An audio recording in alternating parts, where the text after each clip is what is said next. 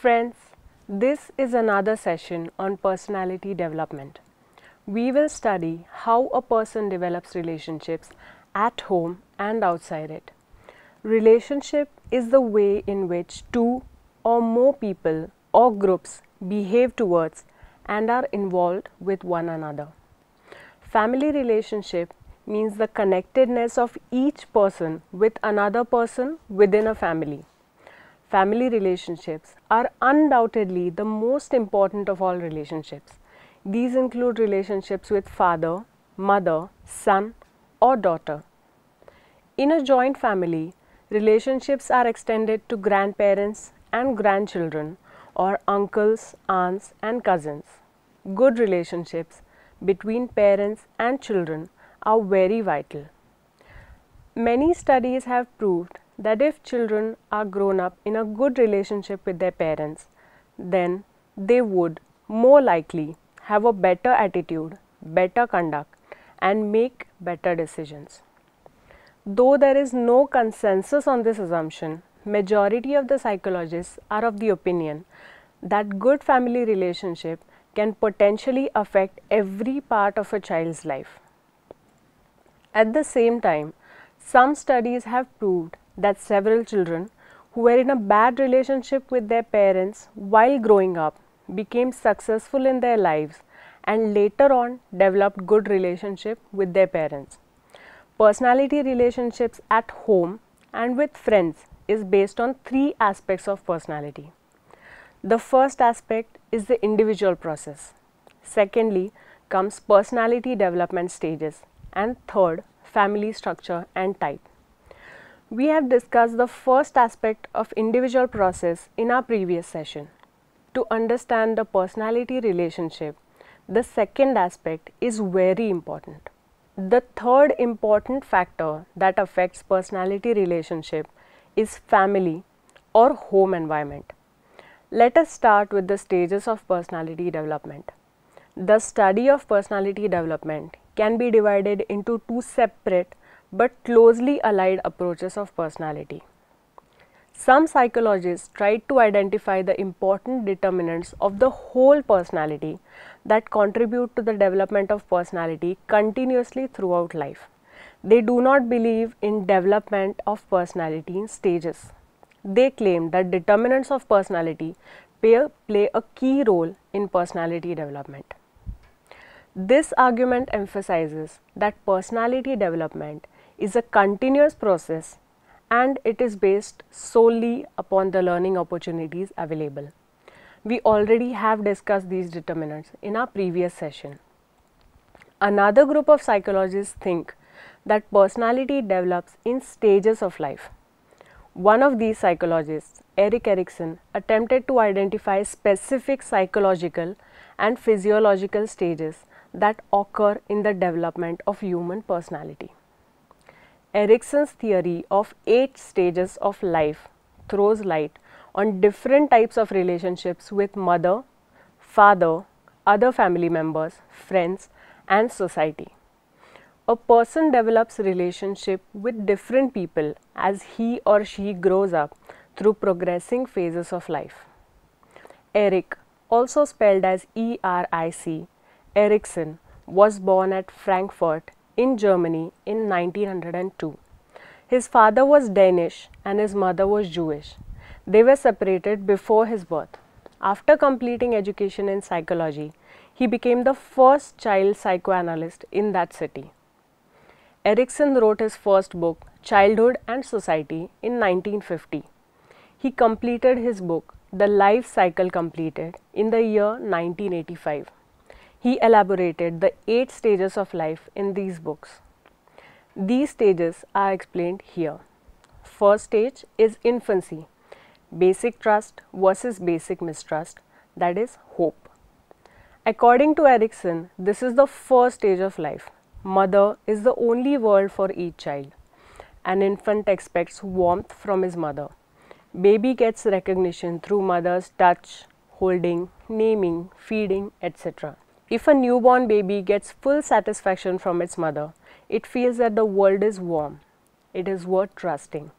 But in contrast to this, if it is not satisfied with its mother, it feels that there is warmth in the mother's womb, but this world lacks it and therefore is not worth to trust in.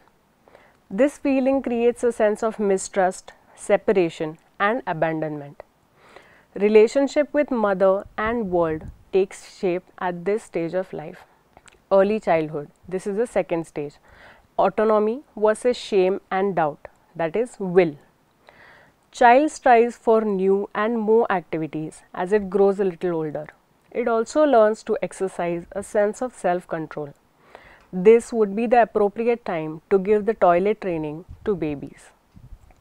If mother is very strict in giving toilet training and if she punishes her child for passing residue elsewhere in the house, the child takes a wrong message and feels that passing residue itself is wrongdoing. Such children become stringent, argumentative and obstinate. The baby is unable to understand cause and effect relationship and hence the strictness of mother is misinterpreted. On the contrary, if the mother is liberal and allows the child to get toilet training without disturbing its autonomy, the child gets real pleasure of passing the residue. The baby needs to satisfy its need for self-control and autonomy. This is the age when the child learns to stand, walk, speak and make noises. If it is discouraged from doing such things or if it gets ill feeling through toilet training, it develops the feeling of shame or doubt instead of creativity. The child needs a free choice to experience autonomy. This is an important factor in the personality development. In the absence of such choice, children would lose willpower to mix with new people. Complexes developed in this stage prevent the child from developing new relationships with friends and others. Third is play age. Initiative versus guilt. Purpose. In this age, child likes to imitate from others and take initiative in performing some activities or games. It also likes to take initiative in eating with its own hands, taking bath, wearing clothes, etc. It likes to handle different toys without any help from others. It enjoys breaking, pushing, pulling, fighting, etc. Parents need to take proper care in encouraging the child. They should watch it or observe it from a distance and take proper precaution. If child is discouraged or if parents fail to appreciate its actions or if the parents ignore it totally, the child may develop a feeling of guilt. More taboos play a negative role in the personality development. It will fail in making its own decisions in the future life. Every child has some or the other purpose to do something. When children are discouraged from doing so, they don't understand why they are not allowed to do a particular thing. They also are not able to relate any physical harm resulting from the act. In such a condition, the children who lack initiative would fail to think on what to do and why to do a particular thing or achieve any particular thing. For example, completing homework, studying hard, mastering necessary skills and so on. Similarly, they would fail in forming new relationships. Fourth stage is school age, industry versus inferiority, that is competence. The child likes to gain competency by completing a task through continuous efforts. Any type of maladjustment in any of the previous stages may affect child's personality negatively in this stage. Industry means working hard continually on a particular task for a certain length of time. In the school age, a child learns to sit continuously for more than 4 or 5 hours at one place and get education in various subjects. It also learns to complete the work systematically. Some children hate schooling. They get disturbed if compelled to sit in the school. The reason is feeling of inferiority due to maladjustments during the previous 3 stages. Such children do not like school and studies. They cannot concentrate on one task.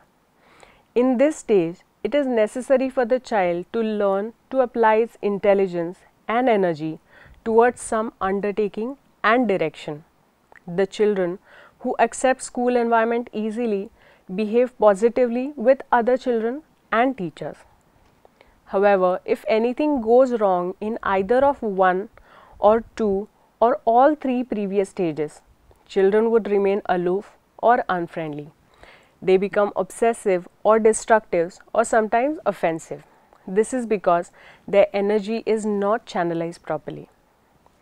Fifth stage is adolescence, that is identity versus identity confusion. Fidelity. Fidelity means faithfulness or loyalty. During this stage, the individual becomes aware of his likes, dislikes, future goals, expectations, and social environment. Individuals try to identify their role in family and in society. This is a transitional stage. Everyone gets the feeling of his or her uniqueness. In absence of this, he or she suffers from identity confusion. These persons fail to define their role and go through the stage of anxiety, emptiness, and indecisiveness. Identity confusion creates goal confusion in them. People having identity confusion are very much confused in establishing relationship with others. They develop some unknown fear of getting acquainted with others. Identity confusion results in weak communication, and that is why they most likely avoid mixing with others. Sixth stage is young adulthood, that is intimacy versus isolation. Love. In this stage, the adults try to identify themselves with others. They seek relationship of intimacy, partnership, and affiliation. They are ready to fulfill their commitments and sacrifices they have to make. The threat of this stage is isolation. This results in severe personality problems. The isolation stage creates unwillingness to committing themselves to intimacy. This also is an age when adults need to generate affinity towards the opposite sex. Isolation stage creates problems in understanding others. Love ought to be the characteristic outcome at this stage. It could appear in many forms throughout the life, including the previous stages, but the development of true intimacy takes place only now, that is, after the age of adolescence. Intimacy inspires a person to do things for others. Persons get pleasure in sharing with others. They like to share their sense of rearing children, productivity, and ideology with others. The seventh stage is adulthood, generativity versus stagnancy, that is care. In this stage, the adults need to involve themselves to care for their families, including their children's, relatives, and friends. They also develop social awareness and like to care for others. They reach the highest point of adjustments that they are expected to make with others. Individuals generate, earn, save, and store the ideas, knowledge, property, money, and wealth for the next generation. But the maladjusted personalities fail to generate anything and become stagnant. They develop a negative and sarcastic attitude and become non-productive. They fail to digest the reality in their life. This negative stage may help to cause prejudice, discrimination, crime, poverty, hate, and even enslavement. The last stage, that is the eighth stage, is old age, integrity versus despair, wisdom. This is the stage when people try to search meaningfulness of their life. Had they accepted the reality of their life, they would have gained wisdom. Refusal to accept reality develops fear of death, because death is the only reality from which they cannot escape. No amount of repentance for past actions can rectify them. Time once past never comes back. The aging does not allow them to become adaptable to changing situations. If one accepts the reality of life and understands nakedness of life, naturally the person wishes for death in course of time. People develop the sense of wholeness and can get rid of sense of helplessness and dependence. Erikson makes it very clear how these healthy or maladjusted stages of life affect various relationships in our life. Now we will see the effect of family structure on establishing relationships. It has been proved well by numerous researchers that babies make an active contribution to the parent-child relationship. Researchers also have observed that when babies are 2 months old, most of them look their parents in the eye and smile at them. Parents also smile at them and babies find it rewarding. This is the way how they learn to develop relationship with parents. Here are some other factors that affect relationships. The first factor is type of family. Family structure has undergone a change over the last 50 years. Various family structures exist today. Yet, we will focus on two dominant structures, which are nuclear family and joint family. Nuclear family includes mother, father and children. Parents have to pay full attention toward the children.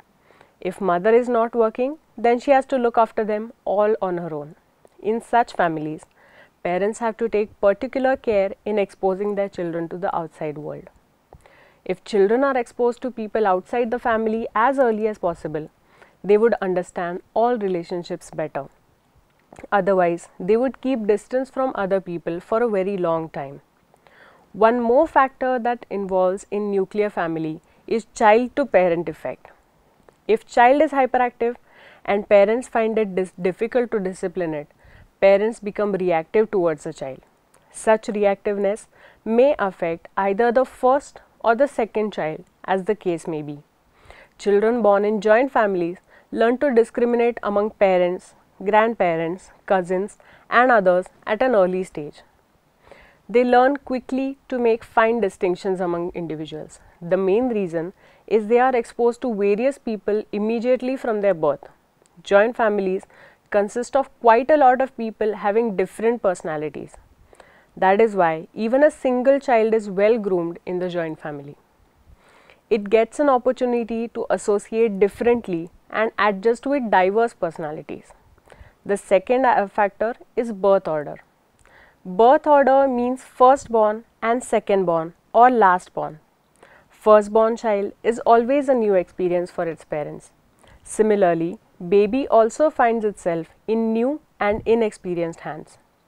The firstborn babies sense even the nervousness and pride from touch of their parents. Every cry gets a quick response. Baby becomes a center of attraction for all.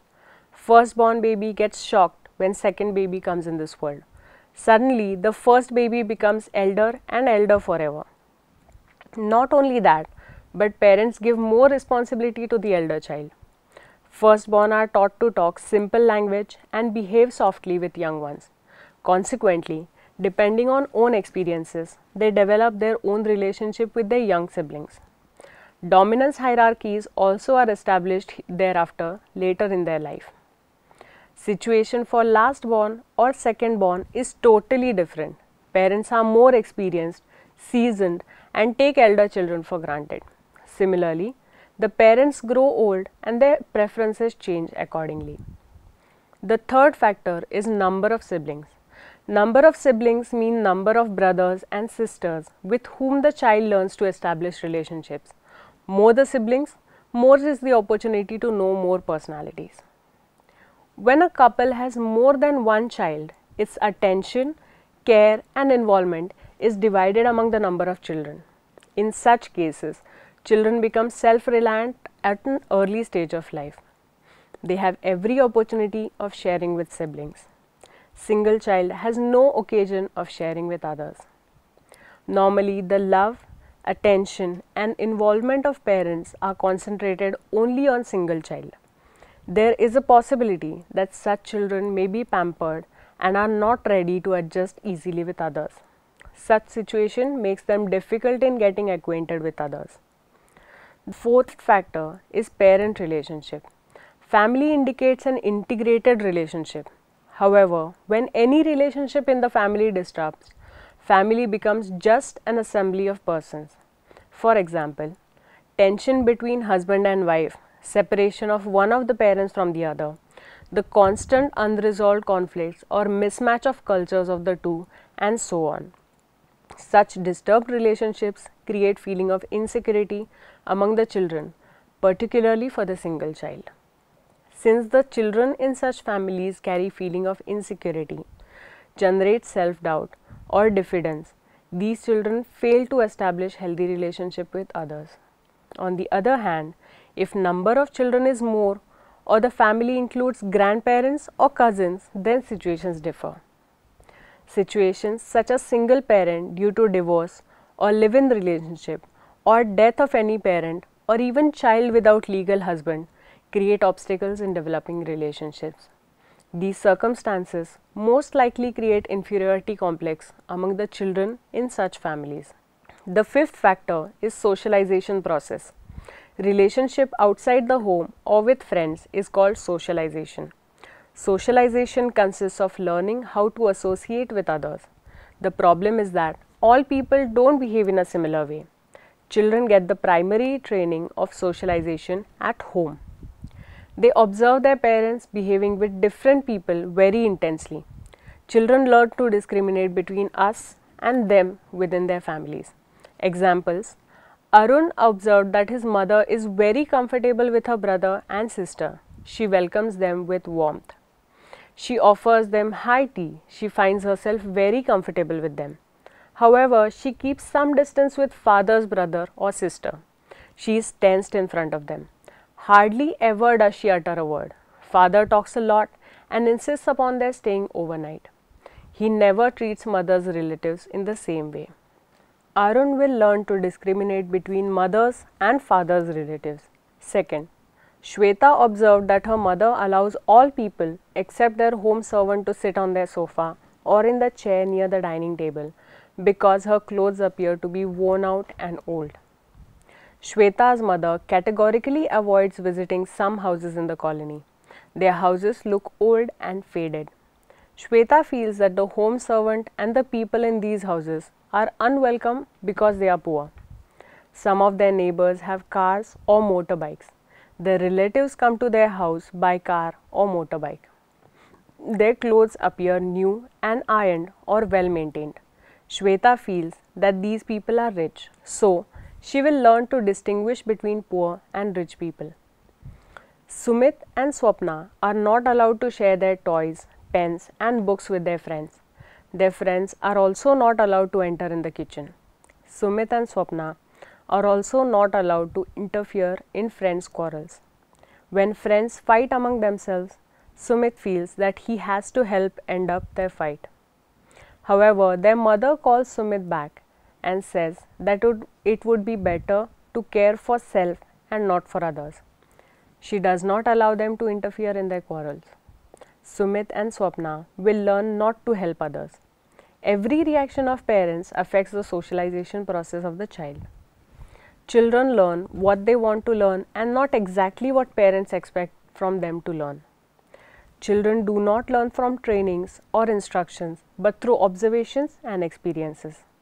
They are entirely independent in developing relationships with parents and friends.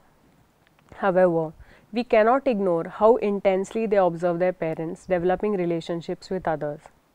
First-hand experiences and close observations surely influence them in deciding various relationships. Thank you.